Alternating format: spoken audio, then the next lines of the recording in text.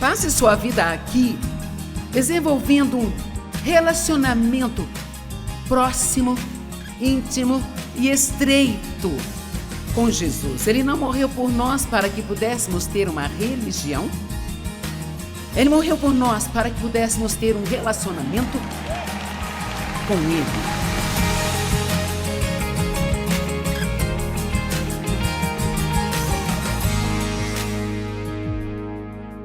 Iniciando aqui neste fim de semana o livro de Filipenses, e acho que você vai aprender algumas coisas muito valiosas.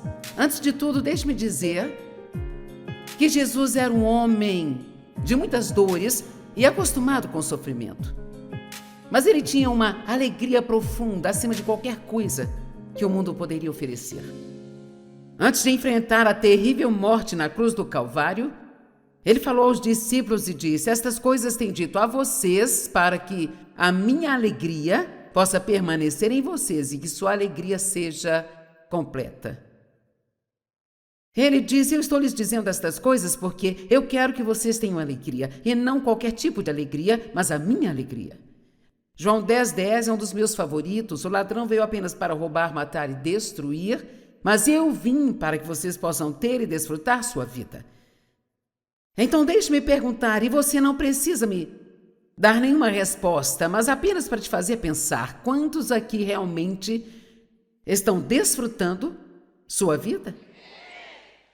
Veja que muitas pessoas estão, mas muitas pessoas não estão, porque muitas pessoas pensam que para desfrutar a vida você não pode ter nenhum problema.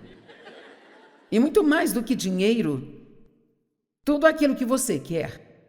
E quando Jesus diz que queria que nós tivéssemos a sua alegria, é uma alegria que nós podemos ter quando nenhuma dessas coisas estão dando certo em nossas vidas. No livro de Filipenses, Paulo menciona a alegria cerca de 19 vezes. É a epístola da alegria. Não importa qual seja a nossa circunstância, é nosso privilégio como filhos de Deus estar cheios de alegria. Paulo escreveu este livro na prisão e ainda assim ele tinha alegria. Qual era o seu segredo? Bem, ele menciona a mente, as funções da nossa mente por 16 vezes em Filipenses. E então, a alegria ele menciona 19 vezes, a mente e os pensamentos ele menciona 16 vezes. Então, quantos de vocês já sabem que a sua mente, os pensamentos que você permite na sua mente, ou os pensamentos que você escolhe ter, tem muito a ver com a sua alegria? Sabia que você pode pensar em si mesmo sendo miserável? E honestamente você pode pensar em si mesmo sendo feliz? Se você ficar sentado e pensar sobre o que não tem, e o que as pessoas não fazem por você, que você acha que elas deveriam fazer, você pode ter um dia miserável a hora que quiser.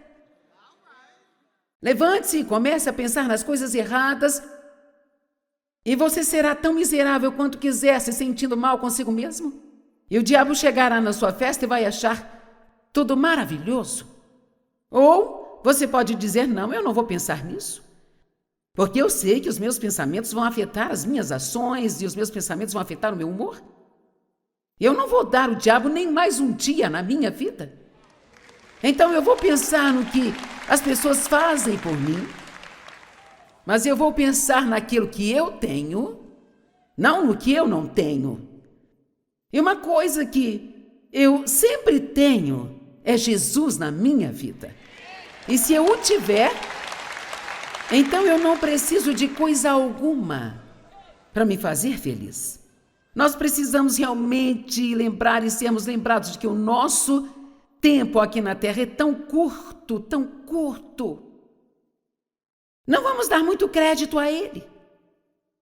Porque quando a sua vida acaba aqui, ela não acaba. Você vai para outro lugar e existem apenas duas escolhas, que são o céu ou o inferno. E se você leu alguma coisa sobre como o inferno será, então eu acho que é óbvio que o céu é bem melhor para a gente escolher, não é mesmo? E a única maneira de entrar nele é crendo em Jesus, crendo que Ele é o Filho de Deus, que ele veio e pagou pelos seus pecados, ele morreu por você, e a única maneira de você ter um relacionamento real com Deus é através de Cristo. Passe sua vida aqui desenvolvendo um relacionamento próximo, íntimo e estreito com Jesus. Ele não morreu por nós para que pudéssemos ter uma religião. Ele morreu por nós para que pudéssemos ter um relacionamento com Ele. Eu vou falar isso de novo durante a pregação, mas uma das declarações que eu encontrei enquanto eu estudava, sabe, muito disso é sobre o apóstolo Paulo. Ele tinha tudo certo, ele tinha todas as coisas religiosas de que você precisa ter para ser o tipo certo de pessoa. E eu li uma declaração que disse: Paulo teve que perder sua religião para encontrar a salvação. Alguém se identifica?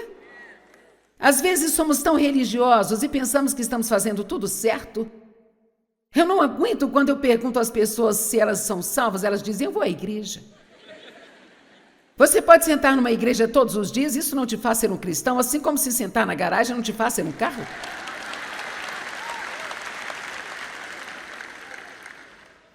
Então nós precisamos conhecer a Ele. E a única coisa que você tem que investir, se você quiser realmente conhecer alguém, é tempo. E você precisa de mais do que 45 minutos, 1 hora e meia, uma vez por semana? Ou algumas horas no mês, nos domingos de manhã? O diabo está trabalhando muito duro lá fora, sabe? E nós temos que nos alimentar da palavra de Deus diariamente, pessoal. Quantos de vocês querem fazer isso e não querem apenas ter vitória? Amém. E quantos não querem apenas ir para o céu, mas querem levar pessoas com você? Certo. Então, por 19 vezes, ele falou da alegria, sabe? É muito importante que as pessoas vejam cristãos felizes. Nós deveríamos ser as pessoas mais felizes da face da terra. Isso não significa que temos que ficar dando risadas e sermos engraçados o tempo todo, mas significa que nós devemos ser capazes de passar pelos mesmos problemas que as outras pessoas têm e ainda assim lidar com eles de maneira completamente diferente. Amém?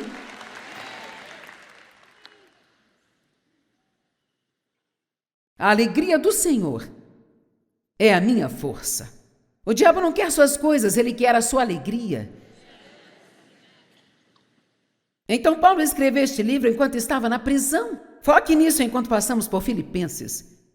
E ainda assim encontrou alegria. Qual era o seu segredo? Ele pensava nas coisas certas. Ele escolheu ter uma perspectiva positiva. Mesmo as piores circunstâncias não podem roubar a sua alegria se você não permitir. Por exemplo, quando você experimenta uma perda em sua vida, você se concentra no que você perdeu ou no que restou? Ao lidar com as pessoas, você se concentra em suas fraquezas ou em suas virtudes? Sabe, a maioria das pessoas que se divorciam porque elas focaram no que havia de errado com seu cônjuge por tanto tempo que isso é tudo que eles veem. Mas se você parar e pensar em algumas coisas que você gostou, que te levaram a querer casar com essa pessoa, vamos lá. Eu tenho uma mulher que concorda, eu não sei sobre o resto de vocês.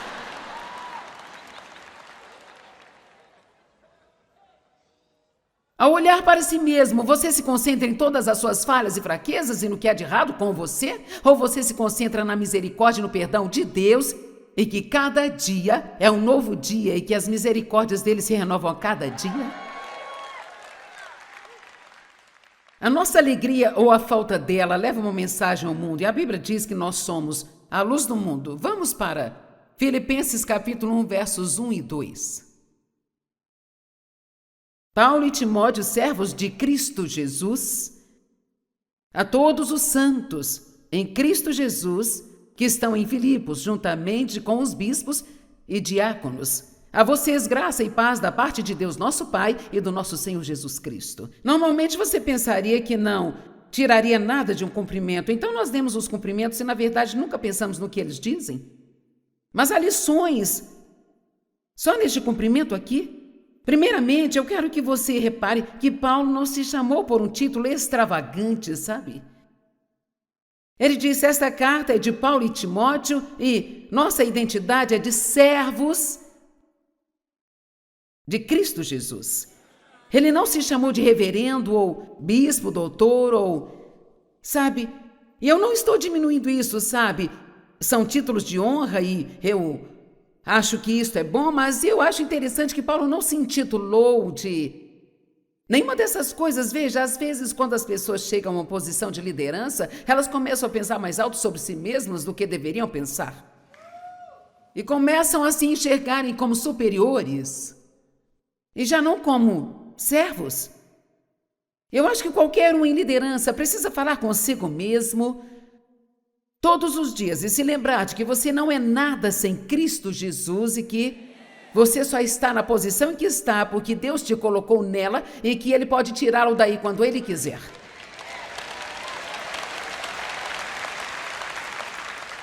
Nada me irrita mais do que um pregador cheio de orgulho, sabe? Amém. Então, servos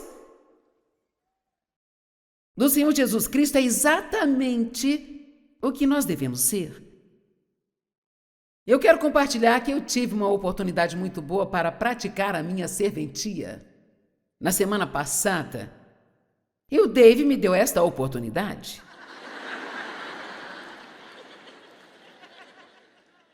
Dave é muito bom para mim, ele se certifica de que eu siga o Senhor direitinho, sabe? Bem, o que aconteceu foi que ele machucou as costas, e é claro, isso não foi nada engraçado, mas ele ficou... Algo parece que saiu do lugar, bem aqui nesta parte, ele está bem agora, mas, sabe, ele precisava de 30 minutos para se levantar da cadeira. E quando ele finalmente se levantou, ele teve que se apoiar em mim. Eu não sou, assim, grande o bastante para se apoiar, mas eu consegui levá-lo para a poltrona e eu a reclinei, mas eu a reclinei demais, ele ficou assim de cabeça para baixo e... Uau, espere um minuto! Na verdade, isto foi uma vingança por algo que ele me fez uma vez depois que eu tinha feito uma cirurgia. Sim, ele quase me derrubou de costas no chão, sabe, gente? Mas, com gelo e tomando remédio, ele teve um alívio. Mas ele ainda não conseguia fazer certas coisas, sabe? E então agora, eu tinha que colocar suas roupas íntimas, as suas calças, as suas meias... e os sapatos, e amarrar os seus sapatos. Bem, ele gostou disso um pouco demais, sabe? E de manhã ele dizia, onde está a minha estilista? E daí então eu me tornei a criada do Dave. Ele já consegue fazer algumas coisas agora, exceto amarrar os sapatos. Então, todas as manhãs ele fala, eu preciso que você amarre os meus sapatos. Bem, você se importa se eu terminar o que eu estou fazendo? Eu tenho que ir, você precisa amarrar meus sapatos. Eu disse a ele, é melhor você amarrá-los, porque da próxima vez vou amarrá-los juntos.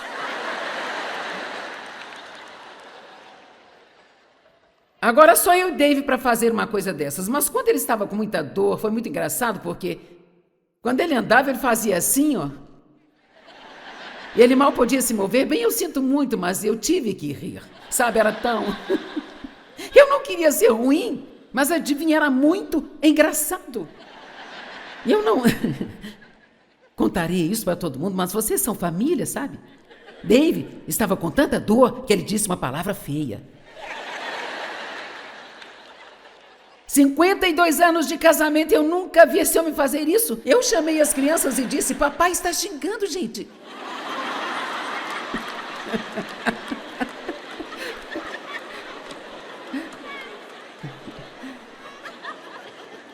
Então eu disse a ele, eu vou lavar a sua boca com sabão se você não se comportar. Então eu só quero que vocês saibam que eu não estou apenas pregando isso sobre ser um servo, sabe? Eu pratiquei esta semana e eu estou bem qualificada para trazer esta palavra para vocês.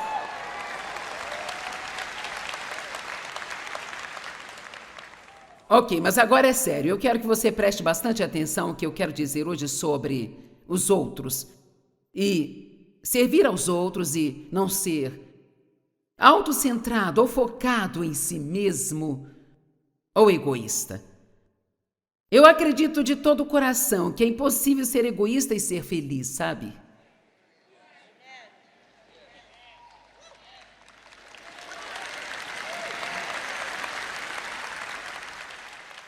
E eu sei como cristã, fazendo tudo o que eu sabia fazer, eu estava fazendo um estudo bíblico, liderando na igreja, nós estávamos na igreja toda vez que a porta se abria e participávamos de tudo, mas ainda assim eu não estava feliz. Eu pensava que era isso e pensava que era aquilo. E então, ao falar com o Senhor a respeito, é incrível o que Deus vai dizer se você perguntar a Ele. Eu disse, por que eu não estou feliz? E eu ouvi dizer muito claro, você é egoísta? Você sabia que os cristãos podem ser muito egoístas, gente? E autocentrados? Todas as nossas orações podem ser centradas em torno de nós, do que queremos e precisamos. Se você não tiver cuidado, você pode até servir a Deus, supostamente, mas apenas na esperança de conseguir o que você quer. Você não foi capaz de conseguir por si, agora você está tentando fazer com que Deus te dê. Vamos lá. Você serviria a Deus se Ele nunca fizesse algo que você gostaria que fizesse? É algo para se pensar. Eu não gosto desta ideia de servir a Deus só porque nós temos necessidades e queremos vê-las supridas, sabe? Ele quer suprir nossas necessidades e é aceitável que você peça a Deus para suprir suas necessidades, mas acho que nós não precisamos fazer disto o foco central de tudo que nós fazemos. O que nós precisamos fazer é orar, pedir a Deus o que precisamos e a segunda coisa que devemos dizer a Ele é: o que eu posso fazer por você? Quem eu posso ajudar hoje? E eu desafio você a todas as manhãs perguntar a Deus: quem eu posso ajudar hoje? Então você espera um minuto, espere, você vai ter o nome de alguém, vai vir a você. Muitas vezes para mim é só, Deus coloca um certo nome no meu coração, eu só ligo para a pessoa e a encorajo. Apenas, ei, eu estava pensando em você, resolvi ligar, ou eu envio uma mensagem, ou eu quero que vocês saibam que o seu trabalho é excelente. Eu mandei uma mensagem para um rapaz que conhecemos na Inglaterra, porque eu estava escutando algumas coisas dele online e eu disse o quão bom eu achava que ele era e o quanto eu havia gostado. E, é claro, ele respondeu: você nunca vai saber o quanto isso significa, especialmente por ter vindo de você, porque nós amamos você muito. Você não tem ideia que você tem o poder de mudar uma vida. E eu quero te implorar nesta noite, para que você tire o foco de si mesmo e o coloque no que você pode fazer para outras pessoas. Vamos, a partir de hoje, nos ver como servos. Bem, vocês não parecem tão animados. Quantos poderiam fazer mais pelos outros se você quisesse?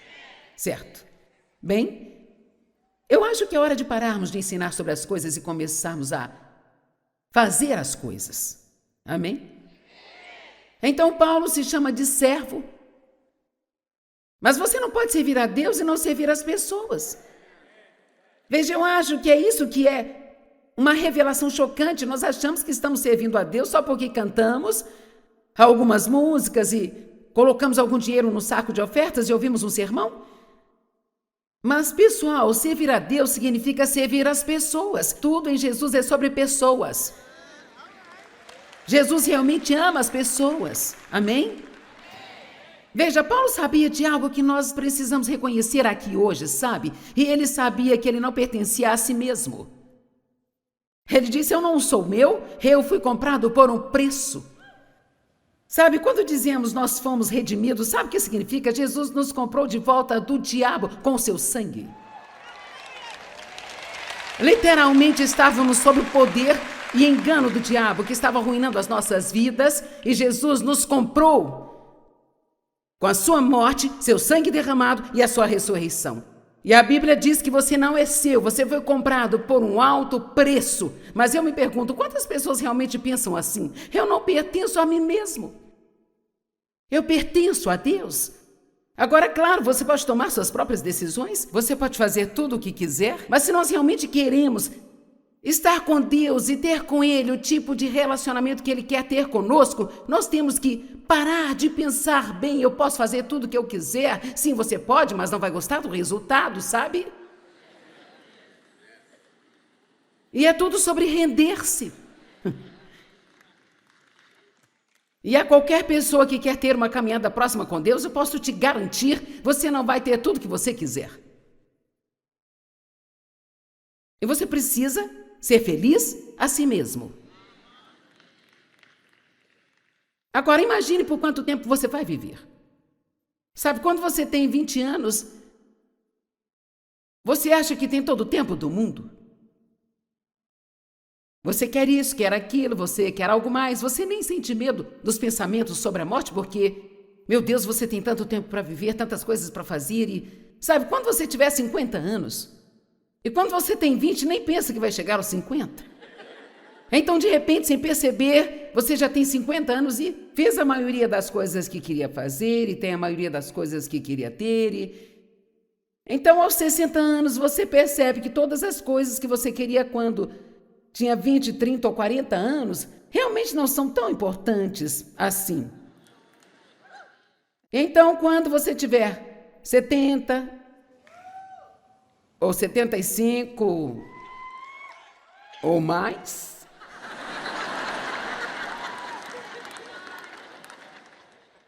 e olha, o meu pensamento mudou tanto, gente. Eu quase não suporto mais fazer compras. Eu costumava morar dentro do shopping, sabe? Eu chegava em casa da conferência e ia logo comprar mais coisas para levar mais coisas para casa. E agora as coisas me irritam. Alguém aqui tem idade o bastante para ter experimentado isso? Além de mim, é como se eu não quisesse mais levar coisas para minha casa. Eu tenho pensado mais no céu neste último ano do que eu já pensei nos meus 74 anos. Eu quero ser feliz e quero ser serva de Cristo e quero ser uma bênção para outras pessoas todos os dias da minha vida. Você é a casa de Deus.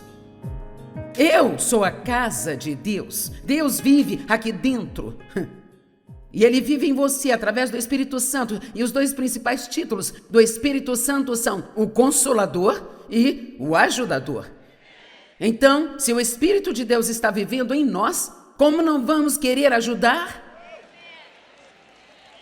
E se você não quer ajudar ninguém, eu diria que algo está errado com você, terá que voltar e checar a sua salvação. Porque se Cristo está em nós, a sua natureza está em nós, vamos nos martirizar quando maltratarmos as pessoas? Nós vamos querer voltar e pedir desculpas. Nós queremos tratar bem as pessoas porque sabemos que Deus não gosta quando maltratamos o seu povo. Vou lhe contar a verdade. Há um bom número de anos atrás, eu tive um entendimento sobre isso e eu tenho um temor reverencial sobre maltratar as pessoas. Isto é algo que Deus detesta. Amém? Vocês estão tão quietos. Agora, Paulo também tinha Timóteo com ele, que era um homem muito mais jovem no Senhor, e ele estava sendo seu mentor no ministério. E então quero dizer, se você é um cristão mais maduro, você precisa dar assistência aos cristãos mais novos, que precisam de uma influência mais madura na vida deles. E não apenas você estará ajudando a eles, mas você vai estar ajudando a si mesmo.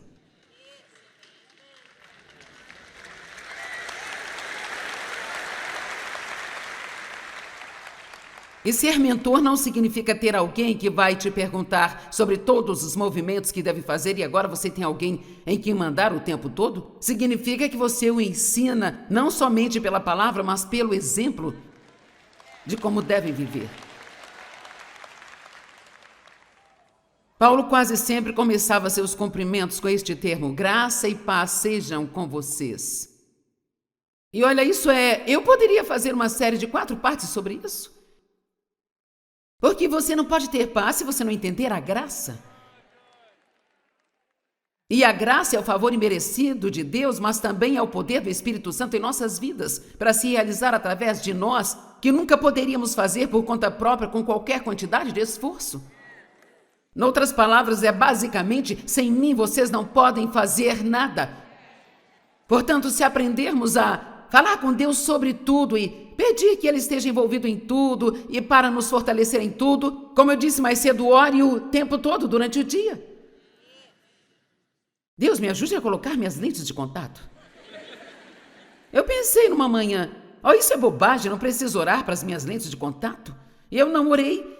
Eu não consegui colocar as lentes nos meus olhos. Eu pensei, tudo bem, Deus, eu vou continuar orando. Deus, me ajude a colocar essas lentes. Me ajude a arrumar o meu cabelo. Peça a Deus para te ajudar em tudo. Isto deve ser algo não negociável, sabe? Você precisa de ajuda em tudo que você faz. Sem mim, vocês não podem fazer nada. Paulo disse, a graça e a paz estejam com você. Se você vive pela graça de Deus, então você vai ter paz em sua vida. Ele disse em Atos 17, 28, pois nele nós vivemos, movemos e temos o nosso ser. Uau! Nele. Isso é muito mais do que apenas ir à igreja. Nele nós temos a nossa vida. Sem Ele, nós não podemos fazer nada. Agora, do 3 ao 11, vai ser o próximo grupo de escrituras que nós vamos estudar juntos. Eu vou ler e passar alguns ensinamentos. Agradeço ao meu Deus em todas as minhas lembranças de vocês, sempre em cada uma das minhas orações, por todos, fazendo minha oração com alegria, por causa da nossa parceria no Evangelho, desde o primeiro dia em que vocês o ouviram até agora. Agora, mantenha isso em mente, há uma grande lição aqui. E eu tenho certeza de que aquele que começou a boa obra em vocês fará com que ela seja completa até o dia de Jesus Cristo. Nós gostamos de escolher as passagens que gostamos e as usamos. Mas se você observar aqui, diz, eu agradeço a Deus por vocês o tempo todo por causa da nossa parceria no Evangelho.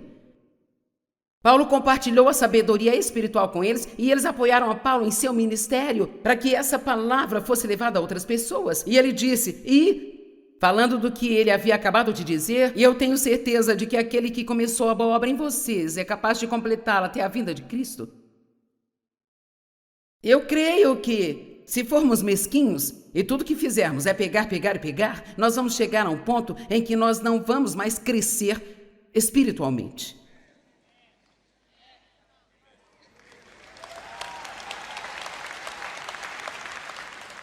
Ele diz, é justo que eu me sinta desta maneira sobre vocês, porque eu os tenho no meu coração.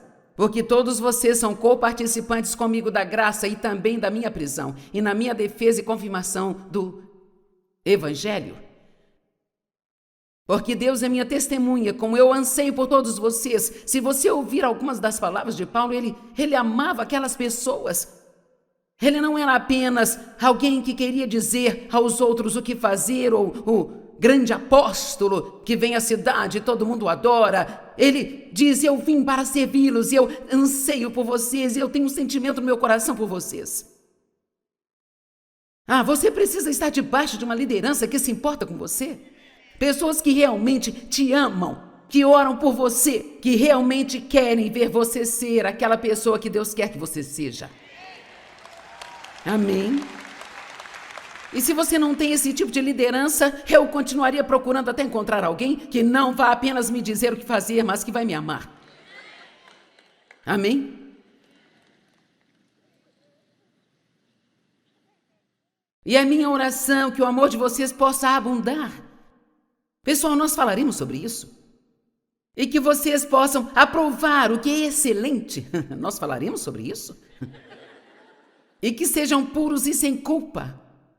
Até o dia de Cristo, essa é outra mensagem. Cheios dos frutos de justiça que vem por meio de Jesus Cristo, a Deus glória e louvor. Agora,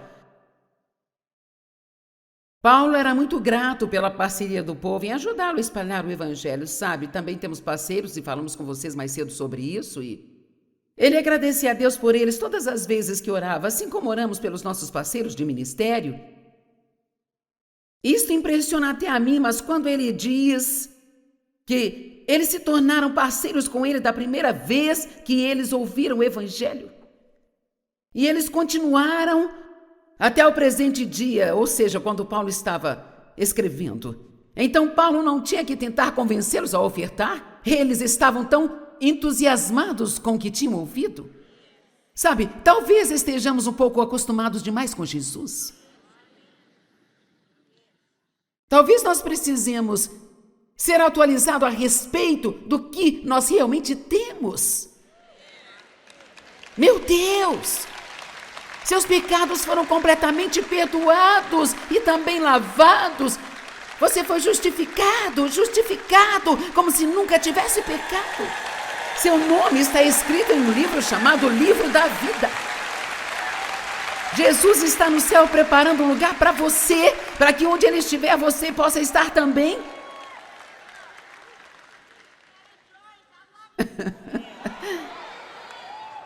Nós não precisamos ficar empolgados a respeito do que Deus pode fazer por nós, mas ficarmos empolgados apenas sobre Ele. Meu Deus, você não vai para o inferno.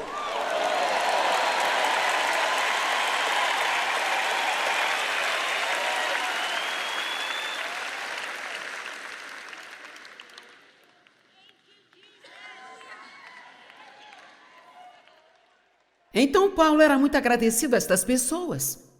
Quero que olhemos por um minuto em 1 Coríntios capítulo 8, os primeiros 4 versos. Eu não sei exatamente o que estas pessoas tinham que falta em nós hoje em dia, mas com certeza eles não precisavam ser convencidos a ofertar. 2 Coríntios 8. Agora apenas ouça isso, apenas imagine isso. Nós queremos que vocês saibam, irmãos, da graça que Deus concedeu às igrejas da Macedônia, porque em um severo teste de aflição, na sua abundância de alegria e extrema pobreza, eles transbordaram em rica generosidade para conosco, porque davam de acordo com suas possibilidades, como posso testemunhar, e além delas, por iniciativa própria, nos suplicando com insistência, pelo favor de deixá-los tomar parte na assistência dos santos. Vamos lá, gente, me implore para te deixar ofertar. Eu nunca tive uma pessoa que viesse até mim dizendo, por favor, me deixe ofertar. E sabe, pessoas mesquinhas, a razão pela qual elas não conseguem chegar a um lugar onde recebem algo grande de Deus é porque seus corações são pequenos. Mas as pessoas generosas, eu amo essa palavra generosidade. Eu estou me concentrando em ser mais generosa. Agora isso não significa apenas dinheiro, mas a generosidade de todas as formas. Sempre fazer um pouco mais do que o que eu teria que fazer. Me esforçar apenas mais um pouquinho. Eu não quero parar de crescer. Veja, a parceria não é um relacionamento unilateral. Existem 2 ou mais partes que têm responsabilidade. Paulo os ajudou através da pregação e eles o ajudaram continuando a financiar a pregação do Evangelho. Agora, tenho que contar esta história porque explica esse ponto melhor do que tudo que eu já ouvi, e é uma história real e traz o meu ponto de que se você não começar a retribuir, sabe, você como novo crente não é obrigado a ofertar, mas apenas se aprofunde. E você vai chegar num ponto onde Deus vai começar a colocar isso no seu coração. E se você não obedecer, e você continuar sem fazer por muito tempo, você vai chegar ao ponto onde você não vai conseguir receber mais nada. Uma senhora veio até mim uma vez e disse, eu estou envergonhada em te dizer isso, mas eu sinto que eu devo dizer. Eu venho às suas conferências há anos, eu amo isso, eu cresci muito, você me ensinou muito, mas ela disse, eu tenho que ser honesta e te dizer que nos últimos anos realmente não tenho aprendido nada. Ela disse, eu na verdade, Achei que talvez você tivesse algum pecado na sua vida, estava perdendo a unção, então eu comecei a orar por você.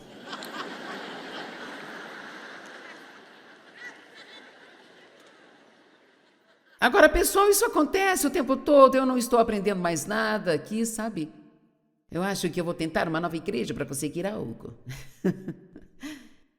E ela disse que, quando ela estava orando por mim um dia, para eu reconhecer o meu pecado, me arrepender, para ter a minha unção de volta, para que ela desfrutasse das minhas reuniões.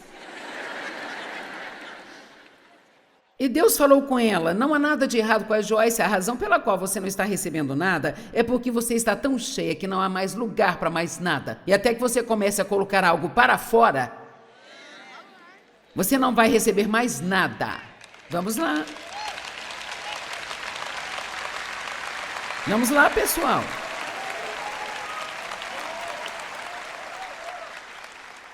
Eu acho que todos nós sabemos que a igreja, e eu não estou falando de uma igreja em particular, mas apenas a igreja, tem problemas. Nós somos a geração mais egoísta que já viveu aqui e temos mais do que qualquer outra geração que já viveu aqui. Então, na verdade, quanto mais coisas você tem, às vezes mais egoísta você fica. Nós temos tantas coisas que podemos usar para ser uma bênção para outras pessoas, sabe? Mas não, nós queremos ficar com elas, caso precisemos delas. Então, quando você precisa, você vai ter que comprar outra, porque sumiu. Vamos lá. Eu guardo as coisas para que eu possa encontrá-las quando precisar, mas acha que eu consigo encontrá-las quando preciso? Não. Você não acha realmente incrível a história que ela me contou? Então, você pode considerar que se você está indo a um lugar e você não está recebendo mais nada...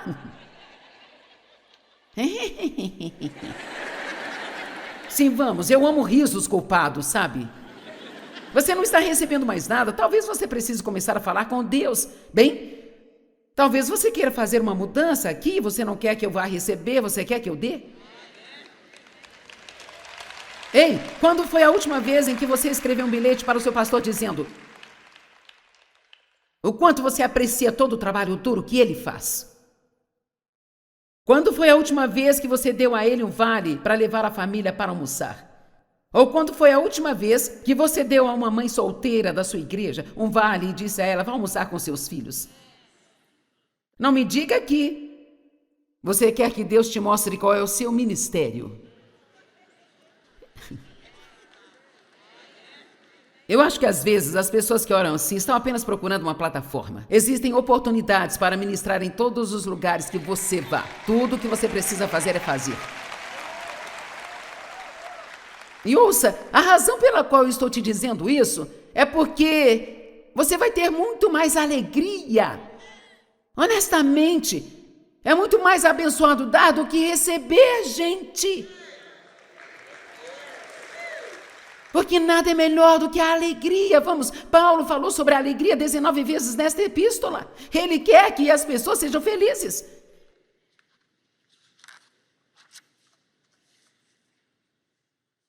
Nos versos 7 e 8, Paulo mencionou sua afeição pelas pessoas e como ele as guardava tão perto do seu coração, sabe? E honestamente eu lhes digo, não estou tentando só dizer algo bonito, eu realmente faço isso. Neste ponto da minha vida, porque eu amo as pessoas e eu realmente quero que vocês tenham a vida que Cristo quer que vocês tenham.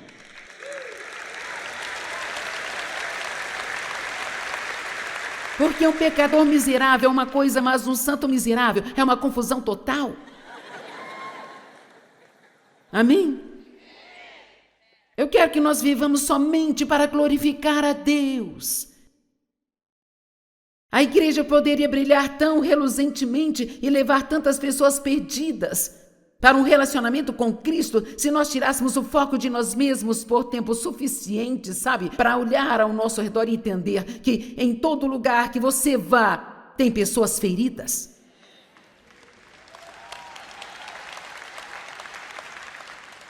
Eu estou falando de algo que você pode fazer quando sair daqui.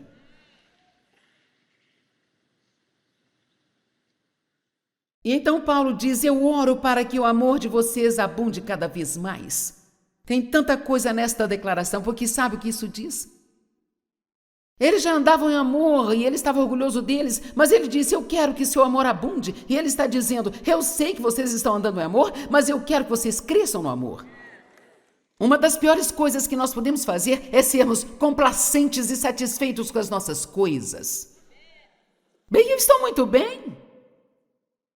Não é isso. Eu quero fazer melhor. Porque eu quero glorificar mais a Deus. Eu quero ser abundante em amor. Eu realmente quero aprender como amar as pessoas, como Jesus amou as pessoas. Algum de nós pode dizer que nós realmente sabemos como dar o amor que é incondicional? Muito do nosso amor ainda é baseado em como as pessoas nos tratam. A palavra abundar significa existir em grandes quantidades, embalar, explodir, ser cercado, ser cheio, fazer mais do que você tem que fazer. Ele queria que eles tivessem mais conhecimento e mais discernimento. Olha, eu posso pregar por horas sobre discernimento. Precisamos disso. Paulo não orou para que as pessoas tivessem tudo o que queriam, não orou para que os seus problemas desaparecessem. Ele orou pelo que elas precisavam. E sabe, muitas vezes eu acho que nem sabemos do que realmente precisamos. Ficamos indo atrás do que nós queremos, em vez de sermos inteligentes o bastante para pedir a Deus o que realmente precisamos. Se nada mais, diga a Deus: eu não sou inteligente para saber o que realmente preciso, então Deus me dê somente o que eu preciso.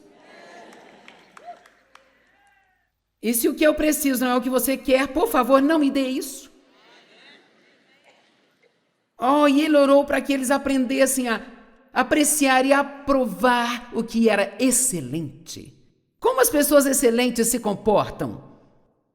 Elas sempre fazem o que dizem que vão fazer. Elas chegam na hora certa nos seus compromissos e no seu trabalho. Elas não deixam bagunça para os outros arrumarem. Não estacionam em vagas de estacionamento para deficientes se não forem deficientes, especialmente na igreja. Elas repõem o papel higiênico quando usam o resto que está no rolo.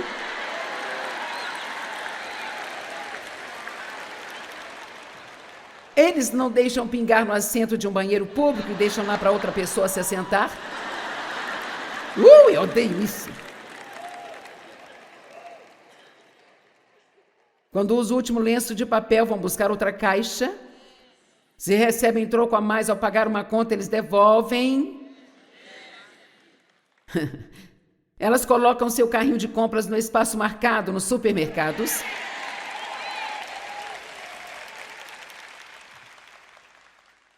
Ok, vou fazer uma declaração. Talvez você não tenha vindo para mais nada além disso. O que nós fazemos quando ninguém está olhando é quem nós realmente somos.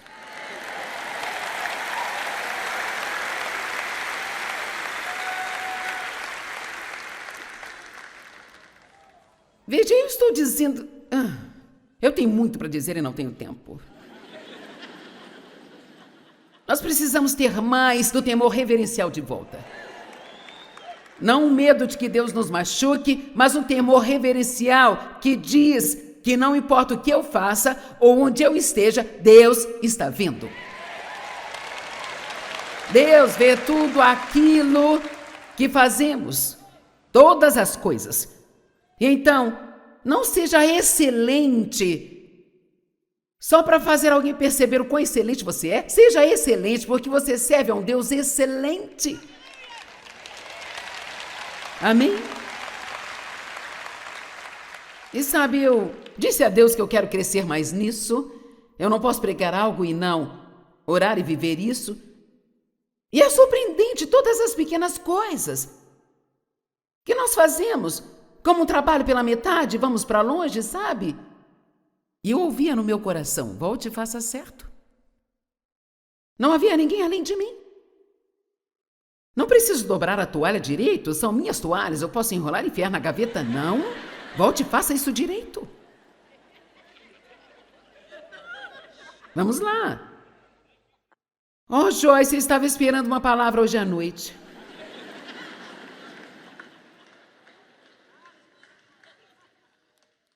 E então, em Filipenses 1, do 12 ao 20, Paulo fala sobre a importância de avançar no Evangelho. Ele diz que a sua prisão serviu, na verdade, somente para o avanço do Evangelho. Esse homem era tão positivo. Sabe, ele teria realmente irritado uma pessoa negativa.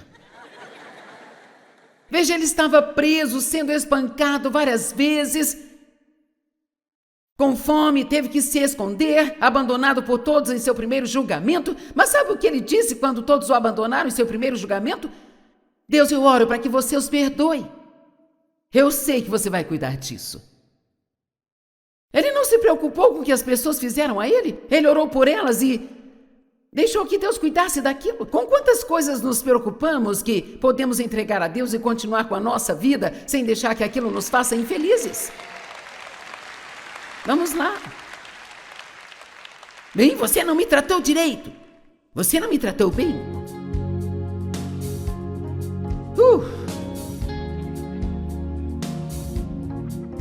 Paulo se regozijou quando estava na cadeia e ele se regozijou quando estava escondido. Sabe, mesmo quando estamos exaustos e pensando em desistir, vamos nos lembrar da alegria que teremos quando terminarmos aquilo que começamos. Eu sempre digo, há um começo e um fim, mas também há um meio. Às vezes não é muito difícil a gente começar algo novo e é sempre bom terminar, mas você precisa passar pelo meio. Então lembre-se de que com a determinação de Deus podemos fazer o que Ele quer que nós façamos.